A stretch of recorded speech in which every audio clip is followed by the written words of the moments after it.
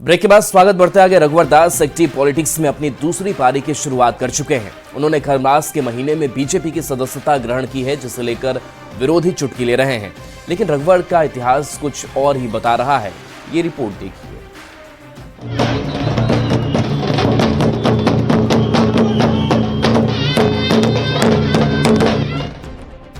सियासत में ग्रह नक्षत्र और सितारों की कितनी अहमियत होती है, इसका अंदाजा इसी से लगाया जा सकता है कि राजनीति के शिखर पर पहुंचने के बाद भी राजनेता खरमास में शुभ काम करने से बचते हैं। झारखंड के मुख्यमंत्री से लेकर ओडिशा के राज्यपाल तक का सफर तय करने वाले रघुवर दास ने जब खरमास के महीने में दूसरी बार बीजेपी की सदस्यता ली तो विरोधियों ने चुटकी लेना शुरू कर दिया।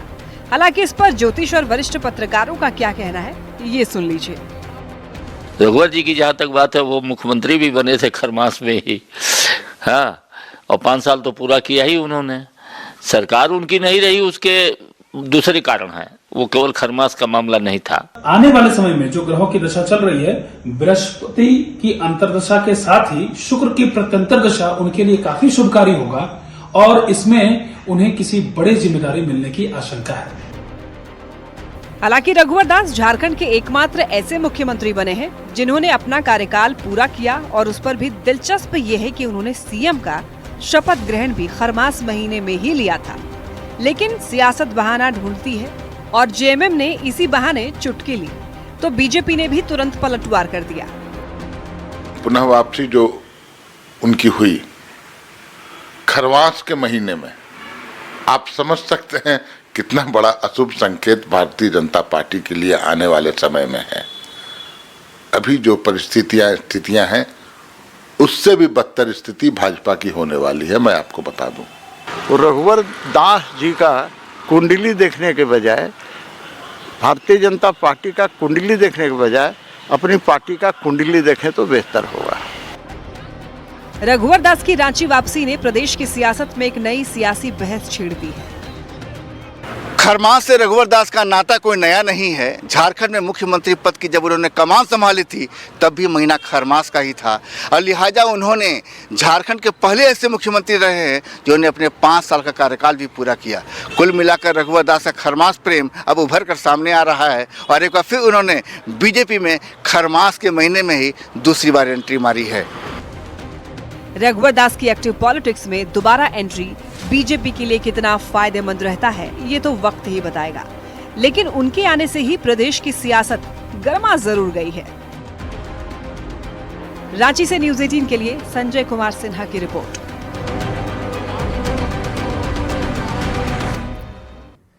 और इसी बीच राजधानी रांची से इस वक्त की बड़ी खबर आ रही है, जहां आज से 26 तक रहेगा हॉकी का रोमांच।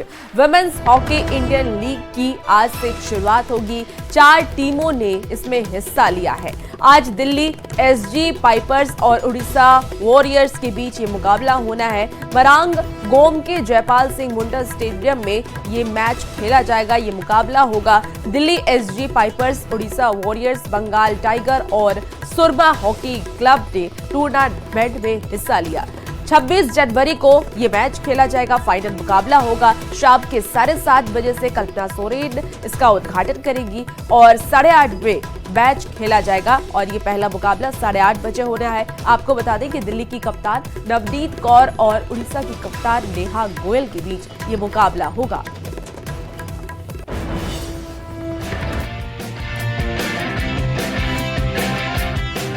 सिर्फ चंद घंटों के बाद शुरू हो जाएगा हॉकी का महाकुंभ।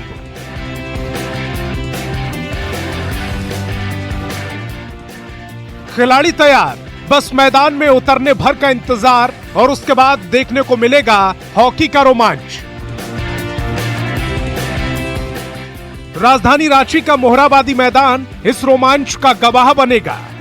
जब रविवार को मरंग गोम के जयपाल सिंह स्टेडियम में हॉकी इंडिया लीग का आगाज होगा। आईपीएल की तर्ज पर होने वाली एचआईएल में 4 महिला टीमें शामिल हो रही हैं, जिसमें ओडिशा वॉरियर्स, बंगाल टाइगर्स, दिल्ली और सुरमा टीमें शामिल हैं।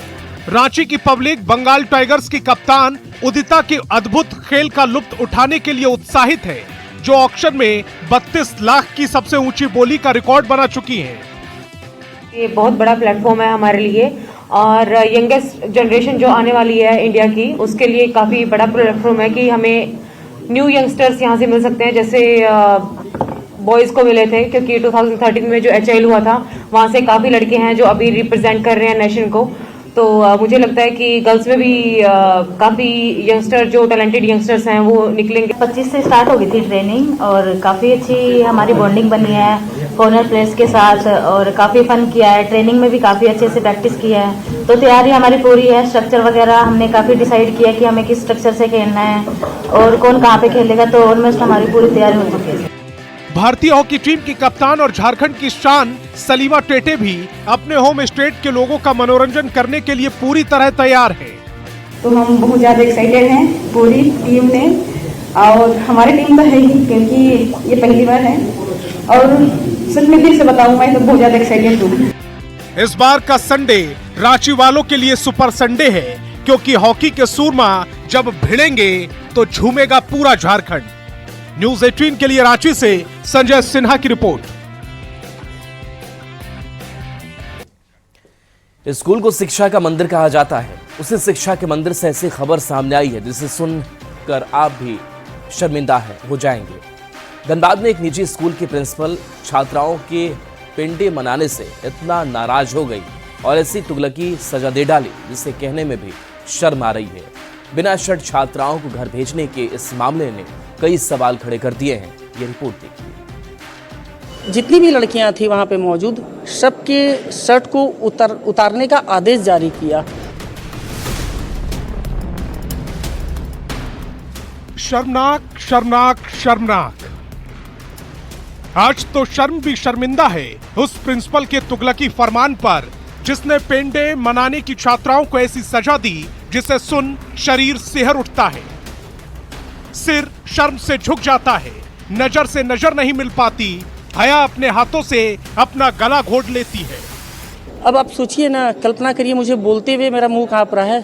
सारी लड़कियां शर्ट खोल रही थी मना करने के बावजूद कि नहीं हम शर्ट खोल रहे, मेरा अंदर में इनर है, हम शर्ट घर कैसे जाएंगे। छात्राएं गुहार लगा रही थीं, महिला होने की दुहाई दे रही थीं। गुरु शिक्षिका कुछ तो शर्म करो, कुछ तो हया करो, बिना शर्ट स्कूल की चौहद्दी कैसे लागेंगे हम, कैसे चौक चौराहों पर पहुंचेंगे, कैसे ऑटो सवारी पकड़ेंगे, कैसे घर पहुंचेंगे। लेकिन शिक्षिका के रूप में शैतान बन चुकी प्रिंसिपल ने एक बार तुगलकी फरमान सुनाया तो फिर किसी की ना सुनी। उसने वही किया जो करना था, जो उसने ठान लिया था। बिना शर्ट स्कूल परिसर के बाहर निकली बेटियां तो शर्म भी चीख चिल्ला उठी। शर्ट के ऊपर ब्लेजर था, पर प्रबंधन नहीं माना, उनमें ममता नहीं जागी। बच्चियों को हार के शर्ट खोलना पड़ा, उससे पहले इनका मोबाइल रखवा लिया गया था। हाँ हुजूर, ठीक ऐसा ही किया है। धनबाद जिले के डिगवाडीही के एक निजी स्कूल की प्रिंसिपल ने, स्कूल की प्रिंसिपल पर आरोप है कि 9 जनवरी को स्कूल में पेन डे कार्यक्रम था, मतलब बोर्ड एग्जाम से पहले स्कूल में आखिरी कुछ लम्हे, जिसमें 10वीं की छात्राएं अपने साथ पढ़ने वाली सहयोगी सहेलियों से विदा लेते हुए एक दूसरे को शर्ट पर बेस्ट विशेस दे रही थी, जो प्रिंसिपल को नागवार गुजरी। आरोप है कि प्रिंसिपल ने अनुशासनहीनता का हवाला देते हुए छात्राओं को शर्ट उतारने के लिए मजबूर किया और फिर सभी छात्राओं को केवल ब्लेजर में घर भेजा। इसमें से 80% लड़कियां ऐसी थी जिन्होंने अंदर में सेकंड शर्ट नहीं था, उन्होंने शर्ट खोला तो वो इनर और सिर्फ ब्लेजर में घर आई है। स्कूल प्रिंसिपल की घटिया मानसिकता की जानकारी जब परिजनों को लगी तो घर वाले ठिठक पड़े, दौड़ते दौड़ते स्कूल परिसर पहुंचे, दोषी प्रिंसिपल पर कार्रवाई की मांग करने लगे। प्रिंसिपल को सस्पेंड की जाए और अरेस्ट की जाए, क्योंकि ये बच्चों के साथ एक तरह से मानसिक उन्होंने बलात्कार किया है, जो कि बच्चों के साथ ये नहीं होनी चाहिए थी।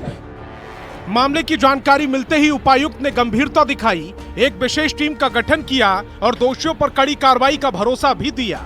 इसमें हमारे द्वारा एक जांच कमेटी बनाई गई है। वो जांच कमेटी कार्बन स्कूल में जा करके इस मैटर की जांच करने के लिए जा रही है। अभी हम लोग जांच कर रहे हैं और सीसीटीवी को भी खंगाल रहे हैं। जांच के उपरांत इस संदर्भ में आप लोग को बताया जाएगा। झरिया विधायक रागिनी सिंह भी इस घटना को सुन सन्न रह गईं। घटना की कड़ी निंदा की। जहाँ तक हो सकता है कार्रवाई होगी, पूरी तरह से आश्वासन दी है। हम लोग भी संतुष्ट हैं उनके बातों से। आगे देखते हैं कि क्या क्या कार्रवाई होती है। हालांकि स्कूल की प्रिंसिपल खुद पर लगे आरोपों को गलत बता रही हैं। What I have to tell you, I said that I have not told them to open their shirts and go. मतलब आप पे जो आरोप लगा वो गलत है। गलत है। ये घटना आत्मा को झकझोरती है। शिक्षिका की सोच पर शर्मिंदा है स्कूल प्रबंधन के व्यवहार पर। न्यूज़ 18 के लिए धनबाद से संवाददाता संजय गुप्ता की रिपोर्ट। गोपालगंज पुलिस ने एक ट्रक से 20 लाख की विदेशी शराब बरामद की है। साथ ही सारण के रहने वाले 2 तस्करों को गिरफ्तार किया है। आपको बता दें कि कुचायकोट थाना की पुलिस ने यूपी बिहार के बलथरी चेक पोस्ट पर यह कार्रवाई की है। पुलिस गिरफ्तार तस्करों से पूछताछ कर रही है और उसके बैकवर्ड फॉरवर्ड लिंक की भी जांच की जा रही है। जब्त किया गया है, दो तस्कर भी गिरफ्तार किए गए हैं और साथ ही साथ इसमें लगभग 1790 लीटर शराब भी बरामद की गई है और बैकवर्ड और फॉरवर्ड लिंकेजेस में पुलिस के द्वारा जांच की जा रही है। अन्य लोगों की भी पहचान की जा रही है, इसमें कौन शामिल थे और ये शराब किनकी थी और कहां ले जाई जा रही थी। नवादा में शराब तस्करी का अनोखा तरीका सामने आया है। इन्वर्टर के लिए प्रयोग में आने वाली बैटरी में तेजाब की जगह शराब छिपाई गई थी। पुलिस ने भारी मात्रा में शराब की टेट्रा पैक जब्त की है, जिसकी कीमत लाखों में बताई जा रही है। शराब तस्कर शराब की इस खेप को कोलकाता से मुजफ्फरपुर जाने वाली बस में ले जा रहे थे। पुलिस ने इस मामले में बस स्टाफ सहित 4 लोगों को गिरफ्तार किया है। काउंटिंग करो तो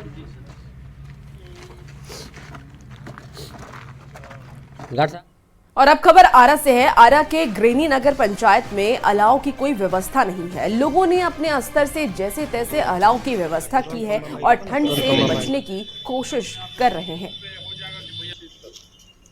लगातार गिरावट से ठंड में लगातार बढ़ोतरी हो रही है। देखिए ये किस तरह से इस ठंडी में लोग अलाव का सहारा लेते नजर आ रहे हैं। इस वक्त हम मौजूद हैं भोजपुर जिले के आरा मुख्यालय से तकरीबन 25 किलोमीटर की दूरी पर अवस्थित ये गढ़हनी नगर पंचायत है। नगर पंचायत के गठन हुए तकरीबन 3 साल होने को हैं, लेकिन कहीं भी हम लोगों ने तमाम इस नगर पंचायत की सड़कों पर गांव में घूम करके देखा, कहीं भी अलाव का इंतजाम नहीं दिखा। लेकिन ये देखिए किस तरह से जो लोग हैं उन लोगों की पहल पर, उन लोगों के माध्यम से ये आग को जलाया गया है ताकि ठंडी से लोगों को राहत मिल सके। लगभग 10 रोज से हम लोग इस अलाव जलाने की मांग कर रहे थे, लेकिन इस ठंड में गरीबों के बचाव के, ठंड से बचाव के लिए गरीबों के अलाव की व्यवस्था नहीं हो सका। एक आध दिन कहीं कहीं अलाव की व्यवस्था किया गया था। हम लोग जलाने के बाद वो लोग देखा कि ये लोग जला रहा है, हम लोग नहीं जला रहे हैं। उसके लेकर वो लोग 1-2 दिन जलाया लोग, उसके बाद कहीं उन लोग का कोई आप लोग जला था, उसके बाद कहीं नहीं, बस कागज पर चालू होता है, कागज पर खत्म हो जाता है। यही व्यवस्था है गढ़हनी नगर पंचायत का। जिला ने भी गाइडलाइन जारी कर दिया है कि बच्चों का स्कूल बंद रहेगा, 1-2 दिन में खुलेगा, लेकिन ठंड को देखते हुए नहीं लगता है हमें एक्सटेंड करना चाहिए। इस कड़ाके की ठंड में लोग अलाव का सहारा लेकर थोड़ा बहुत राहत जरूर महसूस कर रहे हैं। चंदन कुमार, न्यूज़ 18 गढ़हनी भोजपुर। सिवान के महाराजगंज के अनुमंडल मुख्यालय में प्रसिद्ध मौनिया बाबा महावीरी झंडा मेला को कैबिनेट से राजकीय मेला का दर्जा मिलने पर स्थानीय लोगों में खुशी का माहौल है। जगदीशपुर में बीजेपी नगर अध्यक्ष अमरजीत सिंह के आवास पर लोगों ने एक दूसरे को मिठाई खिलाकर खुशी का इजहार किया। स्थानीय लोगों ने राजकीय मेला का दर्जा देने के लिए सीएम नीतीश कुमार का आभार जताया है। उपरांत मौनिया बाबा का एक विशाल नाम है कि मौनिया बाबा के नाम से ही, मौनिया बाबा का मेला के नाम से ही महाराजगंज का बहुत लोग जानता था। जिसका यहाँ का जनता ने आवाज उठाया, माननीय सांसद ने प्रयास किया और मुख्यमंत्री जी के भी हम लोग आभारी हैं, सांसद को तहलाई हैं। और अब खबर पटना से है, जहां कुम्हरार पार्क की खुदाई जारी है। मौर्यकालीन में 80 स्तंभ वाले एक विशाल कक्ष के कुम्हरार पार्क में होने की संभावना है, जिसको लेकर के पुरातत्व विभाग की तरफ से खुदाई की जा रही है। 80 में से एक स्तंभ खुदाई के दौरान निकला है, हालांकि अभी खुदाई जारी है। इस पूरी खबर पर ज्यादा जानकारी दे रही है न्यूज़ 18 संवाददाता विनीता मिश्रा। पाटलिपुत्र, जिसका इतिहास अति प्राचीन है, उस पुराने इतिहास को अब खुदाई के जरिए बाहर निकालने की कोशिश की जा रही है। कुम्हरार पार्क जो पटना में स्थित है, जहां पर खुदाई शुरू कर दिया गया है। यहाँ देख सकते हैं कुम्हरार पार्क में मौर्यकालीन 80 स्तंभ का जो एक विशाल कक्ष है उसे अब खुदाई के जरिए बाहर निकालने की यानी उस इतिहास को खंगालने की कोशिश की जा रही है। वर्ष 1912 से 15 और 1951 से 55 में इस पुरास्थल की खुदाई के दौरान 80 स्तंभ युक्त मौर्यकालीन एक विशाल कक्ष प्रकाश में आया था और उसका जो पहला स्तंभ है, मौर्यकालीन जो विशाल कक्ष था उसका जो पहला स्तंभ है यानी 80 स्तंभों में पहला स्तंभ खुदाई के दौरान अब बाहर आया है। और ये देख सकते हैं ये ऐसे 80 स्तंभ से मिलकर एक कक्ष बनाया गया। हालांकि खुदाई के दौरान कुछ समस्याएं भी आ रही है। में एक्सीबिशन में जो पानी जो निकल रहा है यही मेजर समस्या है, जिसकी वजह से हम लोग को मतलब पूरी तरह से एक स्ट्रक्चर को एक्सपोज करने में थोड़ा सा कठिनाई आ रही है पानी निकलने की वजह से। पुरातत्व विभाग की तरफ से ये काम किया जा रहा है ताकि जो पाटलिपुत्र का गौरवशाली इतिहास है वो बाहर आए और जो आजकल के युवा हैं वो भी उस इतिहास को समझ पाएं। विनीता मिश्रा, न्यूज़ 18 पटना। मोतिहारी में पूर्व सांसद सीताराम सिंह की 12वीं पुण्यतिथि मनाई गई। इस मौके पर आयोजित श्रद्धांजलि सभा में राज्यसभा के उपसभापति हरिवंश भी शामिल हुए। श्रद्धांजलि सभा में सर्वधर्म सभा का आयोजन किया गया, जिसमें सनातन, इस्लाम, सिख और ईसाई धर्म से जुड़े लोगों ने शांति पाठ किया। सीताराम बाबू को बिहार विभूति की उपाधि उनकी कर्मठता के कारण बिहार सरकार ने आजादी के बाद देश के नवनिर्माण के लिए 67 के बाद जो भी छात्र आंदोलन, सामाजिक आंदोलन चले उसमें सीताराम बाबू की सक्रिय। और अब खबर बेतिया से है, जहां चंपारण के इलाके में प्रवासी पक्षी अब धीरे धीरे बसेरा बनाने लगे हैं। प्रवासी पक्षियों की चहचहाहट से जंगल और नदी के इलाके गूंज रहे हैं। हर साल सर्दी के शुरू होने पर बड़ी संख्या में प्रवासी पक्षी इस इलाके में पहुंचते हैं। वैसे भी वाल्मीकि टाइगर रिजर्व के आसपास विभिन्न प्रजाति के पक्षी अपना आशियाना बना रखा है। वन एवं जलवायु परिवर्तन विभाग की तरफ से कई संस्था पक्षियों की गणना भी की जाती है।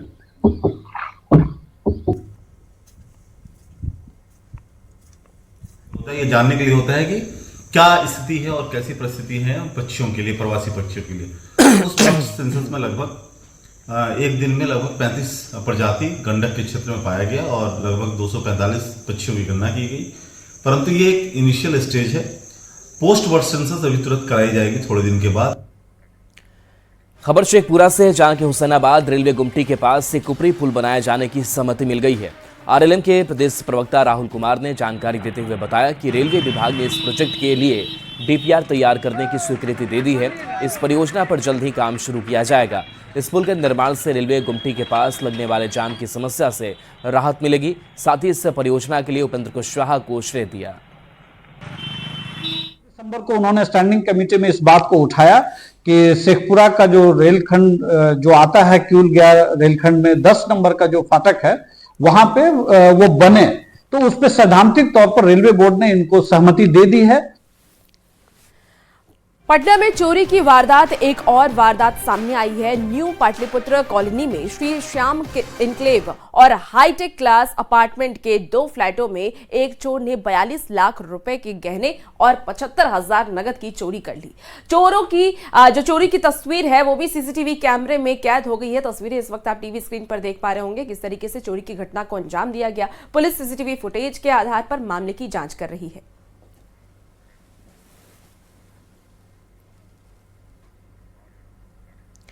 जहानाबाद से बड़ी खबर, जहां न्यूज़ 18 की खबर का बड़ा असर हुआ है। सिकरिया थाने के एसआई फकीरा प्रसाद सस्पेंड कर दिए गए हैं।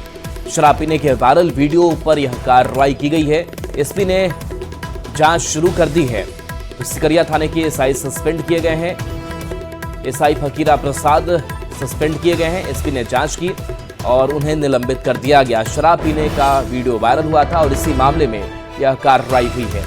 ये वीडियो जो वायरल हुआ, शराब पीते दिखाई दिए और इस मामले में अब सिकरिया थाने के इस एसआई को सस्पेंड कर दिया गया है।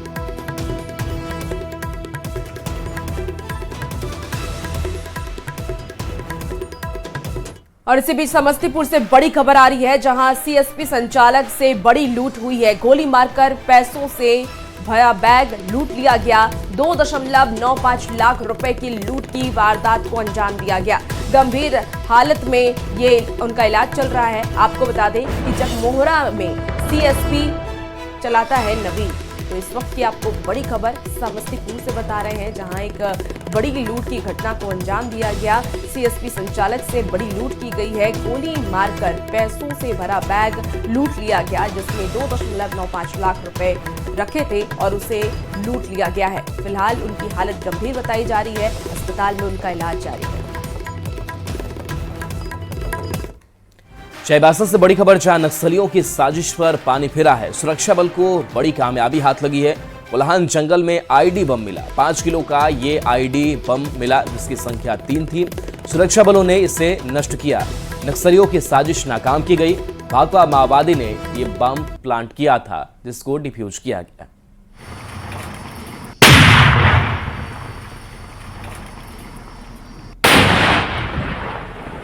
तो 5 किलो का 3 आईडी और विस्फोट कर इसे नष्ट किया गया है। सुरक्षा बलों ने इस बम को नष्ट किया।